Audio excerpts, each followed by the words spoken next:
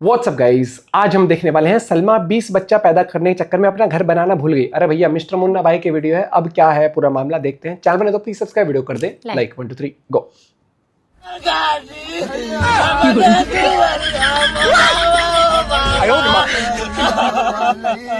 क्या हुआ? फिलिस्तीन में गाजा और यूपी में गाजी, दोनों की लंका लगी पड़ी है। गाजा को इजराइल ने कूटा है और गाजी मियाँ को राजा सुहेल देव ने। रो रहे हैं।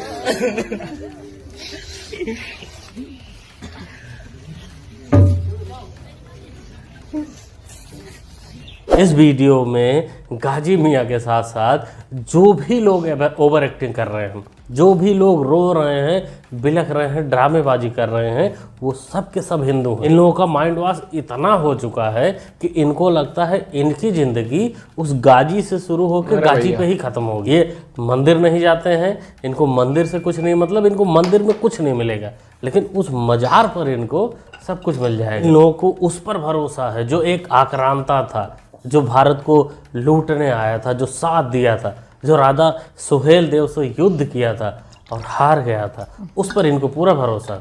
ये कुंठित मानसिकता वाले लोग उस समय भी साथ देते थे उनका, आज भी देते हैं। बाकी यूपी के गवर्नमेंट ने और कोर्ट वाले अंकल ने, दोनों ने साफ मना कर दिया है कि अब से जो देश का आक्रांता है, लुटेरा है, उसके नाम से कोई भी मेला नहीं लगेगा। घर के समय घर मिलना चाहिए।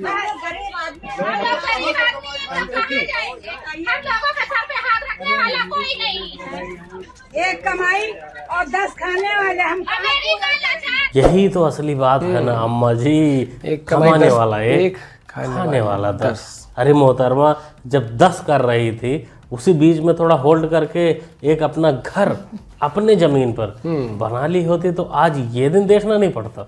ये मामला अयोध्या का है। अयोध्या राम मंदिर के बगल का है, जहाँ एक मछली मंडी पर बाबा जी का बुलडोजर चला। बाकी जब तक इन पर कार्रवाई नहीं होती, जब तक इन पर बुलडोजर नहीं चलता, तब तक ये लोग भारत वाले कानून को नहीं मानते, ये अलग कानून मानते हैं, ये वाला। अगर अल्लाह आपको यहाँ भूखा भी मारता है ना, चलेगा। घर बहुत सारे लोग बोल रहे थे मुझे यहाँ घर नहीं है, घर नहीं है, चलेगा। ये फॉरएवर यहाँ पे रहेंगे क्या? हम नहीं रहेंगे। यहाँ नहीं चाहिए हमको घर, हमको चाहिए जन्नत में। मैं यहाँ आई हूँ क्यों? क्योंकि मेरा जन्नत का घर नहीं बना है। मैं मेरे घर जन्नत में बनाना चाहती हूँ, इसीलिए मैं यहाँ आई हूँ। नहीं चाहिए यहाँ नीलांड को पुलिस की लाठी और ऐसे मोहतरमाओं को बुलडोजर का बुलडोजर जब तक सामने नहीं आता, माइंड वॉश करते हैं लोगों का। और एक जानवर की जिंदगी पे कब्जा करके बैठे हैं। इनकी एक अलग ही दुनिया रहती है, ये अलग दिशा में उड़ते रहते हैं। बाकी जब बुलडोजर चलता है, पुलिस का लठ चलता है, तब ये उस जन्नत को भूल जाते हैं। कहते हैं अरे जन्नत तो बाद में जाएंगे, पहले बच्चों का अपना पेट भरे, नहीं तो बेचारे भूख से मर जाएंगे। वो जो 10 20 50 पैदा करके रखें, और अगर बच्चे नहीं होंगे तो इस सुविधा का लाभ कैसे मिलेगा? कितने नांग पड़ी तुम्हारे घर में? यहाँ 12 बच्चों को पड़ेगी।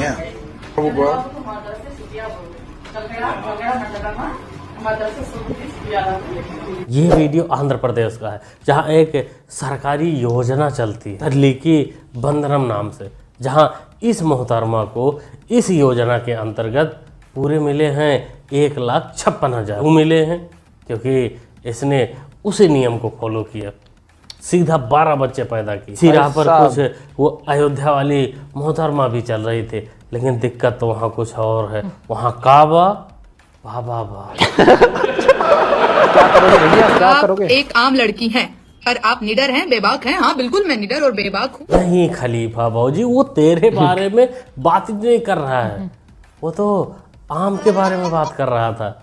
वैसे इतने कम आम में इतना टांग पसारने की क्या जरूरत थी?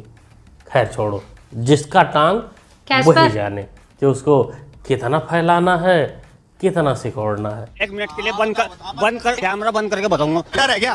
तो डर तो मैं सिर्फ अल्लाह से डरो, किसी से नहीं डरता मैं। अल्लाह को मानते हम और किसी को नहीं मानते। मोदी पे कोई नहीं मानते हम। मोदी है कौन? को दे रहा, वो दे रहा सिर्फ ऊपर वाला अल्लाह। नहीं लेते क्या?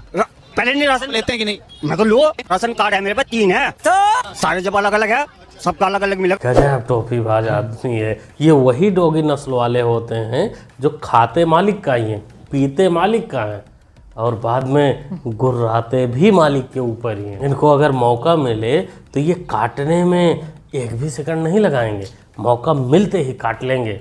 इसलिए इनको इतना ही भोजन दिया जाए, इन पिल्लों को इतना ही भोजन दिया जाए जिससे ये जिंदा रहें बस।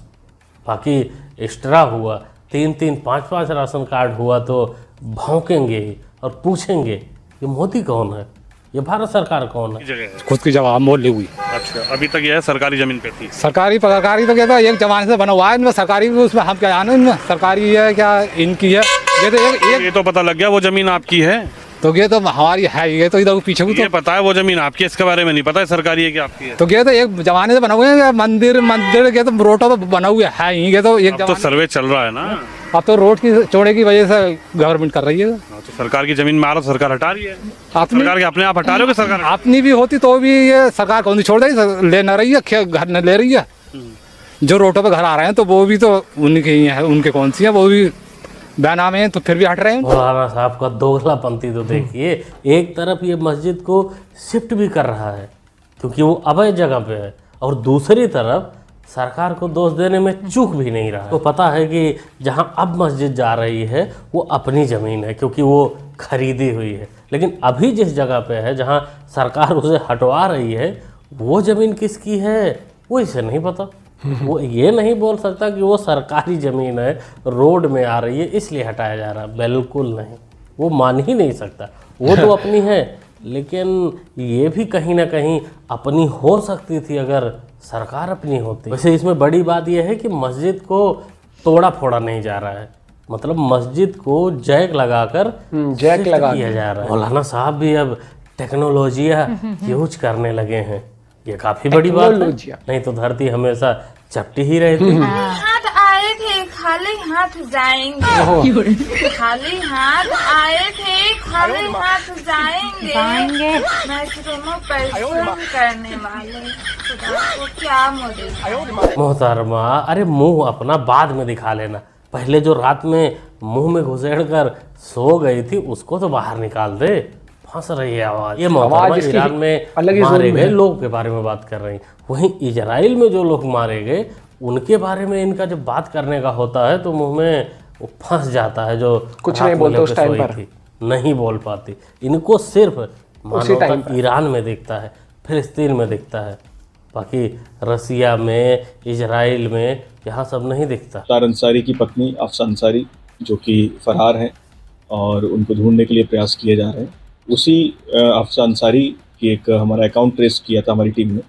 उस अकाउंट में लगभग 9 लाख रुपए थे, तो उस अकाउंट को सीज़ किया गया है और बैंक से बात करके उसको फ्रीज करवाया गया है। ये जो पैसा है इसको हम जल्दी और इसमें विधिक कार्रवाई जिसमें करेंगे, और ये काफ़ी अच्छी कार्रवाई की गई है। यही हाल रहा, यही कार्रवाई रहा बुलडोज़र बाबा का, तो मैं पक्का बता रहा हूँ एक ना एक दिन ये किसी मंदिर के बाहर टांग फैलाकर भीख मांगती नजर आएगी अफसा अंसारी।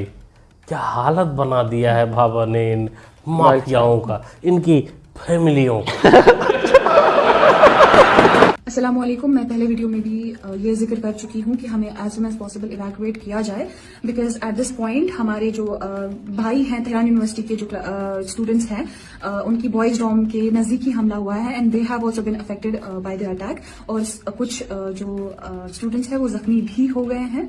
सो वो हालत हमारी भी ना हो जाए उससे पहले प्लीज हमें इवैक्यूएट कर दिया। बिल्कुल भाई, बिल्कुल सरकार से रिक्वेस्ट है कि इन लोगों को जल्द से जल्द ईरान से बचाकर सकुशल भारत लाया जाए, जिससे ये बाद में इजराइल के खिलाफ अच्छे से माहौल बना सके, उसको गाली दे सके, उसके खिलाफ देखा गया इंडिया में बैठ के भी कितने सारे लोग आज भी, जैसे जुबेरानी की बहन कर रही है। इनकलाब जिंदाबाद साथियों, we were on the way to protest in solidarity with Palestine in front of Israel embassy.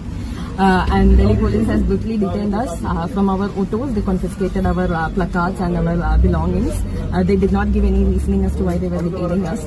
Right now they're telling that it is to protect the embassy.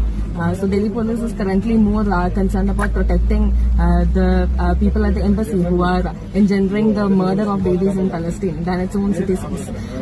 Delhi police currently wants to protect Israel embassy more than Indian citizens. Right now they have brutally detained us. ये मोहतरमा Israel embassy के बाहर दिल्ली में प्रदर्शन करने गई थी।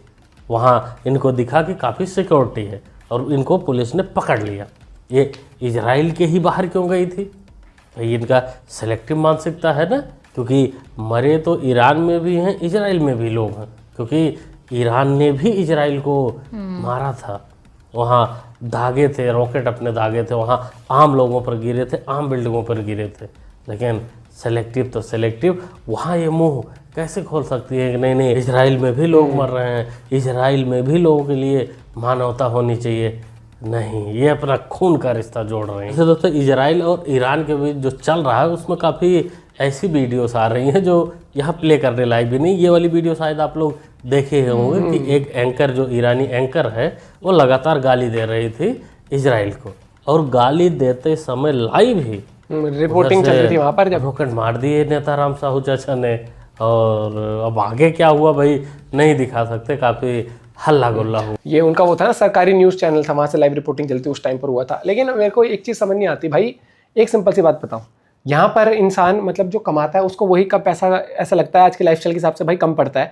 लेकिन ये चीज़ ग्राउंड लेवल पर इनको जो सभाओं में बिठाते हैं, इनको जो कह रहे हैं यहाँ पर घर नहीं, तुम्हें जन्नत में घर लेना, अरे तो रोटी यहाँ मत मांगो, फिर रोटी भी डायरेक्ट वहीं मांग लेना। नहीं, मुझे पेट यहाँ भरना है, सोच से ये लगता है ये ज्ञान नहीं देने आते कि आप इससे तो किसी जानवर की लाइफ थोड़ी और एक्सटेंड कर दो कम से कम कुछ। ये तो बिल्कुल यूजलेस है, धरती पे बोझ है बिल्कुल। भाई 10 बच्चे कर रहे हो, 8 बच्चे कर रहे हो, पालोगे कौन? फिर सरकार की गलती है, सरकार आई थी क्या? आप एक लॉजिक वाली बात नहीं समझते हो कि आपकी क्षमता क्या है, आपकी क्षमता कमाने की जितनी है उस हिसाब से आप खर्चे करोगे, या बच्चा अपने आप तनख्वाह लेके आता है, या उसके अलग पैकेज तो है, रोज 500 लाएगा, कब लाएगा? जब तक लाएगा तब तक भी तो पालना है, भीख मांग लेगा, ये नहीं हो सकता। फिर ये निकल के आते ईरान के सपोर्ट में, फिर ये आते हैं उनके सपोर्ट में। भाई ईरान के सपोर्ट में मत आओ, ईरान के लोग खुद उसकी सरकार के सपोर्ट में नहीं है, ईरान के लोग खुद उससे दुखी हैं जो वहाँ बैठा हुआ है, उस मानसिकता से लोग परेशान है। ठाली क्या बोलूँ मैं, ये तब क्यों निकल के आते जब तुम यहाँ तो तुम स्टाइल में बाल कर करके निकल लेते हो, लिपस्टिक लगा के निकल लेते हो बहुत सारे लोग हैं, और वहाँ पर जो लोग लेडीज फाइट कर रही हैं अपने फ्रीडम के लिए कि भैया हम अगर कोई नहीं ढकना चाहता सर, कोई अगर फ्री में घूमना चाहता है, अपना स्कार्फ नहीं बांधना चाहता, अगर वो कोई फ्रीडम में रहना चाहता है, कोई घूमना चाहता है बीच पर, उसके लिए क्यों नहीं फिर बोलते हो? सेलेक्टिव मत बनो, जागो और सही का साथ दो, सही लीडरशिप के साथ रहो। वहाँ की लीडरशिप जब नहीं है काम की, जिसका माइंडसेट ये है कि भैया हम तो निपटा देंगे, इजराइल को जिस दिन न्यूक्लियर हथियार आ गया, कैपेबिलिटी नहीं है अभी उनके पास, इसलिए रुके हुए हैं वो, तो कौन सुनेगा? आप अपना पॉइंट भी शेयर कर सकते हो। बाकी अब मुझे लगता है इसकी सत्ता जाएगी, डिक्टेटरशिप इसकी खत्म हो गया। अब थोड़ा सा एक वो बंदा आना चाहिए जो देश की ग्रोथ चाहे, जो इकोनॉमी ग्रो करना चाहे, डेवलपमेंट पे फोकस रहे। आप इस बारे में अपनी पॉइंट ऑफ व्यू शेयर कर सकते हो। बाकी मिलते हैं आपसे एक वीडियो के साथ। Bye, take care.